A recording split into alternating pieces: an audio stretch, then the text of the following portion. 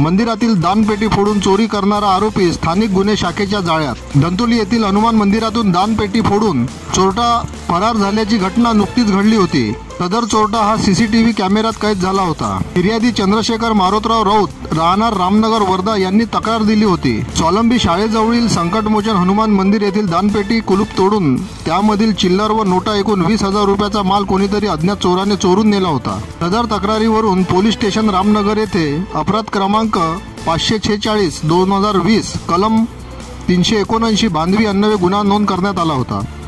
स्थानिक गुन्हे शाखा वर्धा सदर गुन्ह्याचा समांतर तपास करीत असताना मुखबिराकडून प्राप्त माहितीवरून श्रावण कृष्णाजी खाकरे याचा त्याचे पुलगाव येथील घरी शोध घेतला असता तो घटना तारखेपासून पुलगाव येथून निघून गेलेला होता। त्याचा शोध घेऊन त्यास ताब्यात घेतले असता सदर आरोपी त्याने संकटमोचन हनुमान मंदिरातील दानपेटी फोडून त्यातील पैसे चोरून नेल्याचे कबूल केले। आरोपीचे घर झडतीतून चोरीचे रुपये हस्तगत करून गुन्हा उघडीस आणला। सदर आरोपी याने मागील 13 वर्षादरम्यान अमरावती, नागपूर, चंद्रपूर, वर्धा परिसरातील अनेक मंदिरातील घंटा, देवावरील दागिने, दानपेटीमधील पैसे चोरी केलेले असून त्याचे विरुद्ध अनेक गुन्हे नोंद असल्याचे तपासात निष्पन्न झाले आहे। आरोपीस गुन्ह्यात अटक करून पुढील कारवाईकरिता पोलीस स्टेशन रामनगर यांच्या ताब्यात देण्यात आले।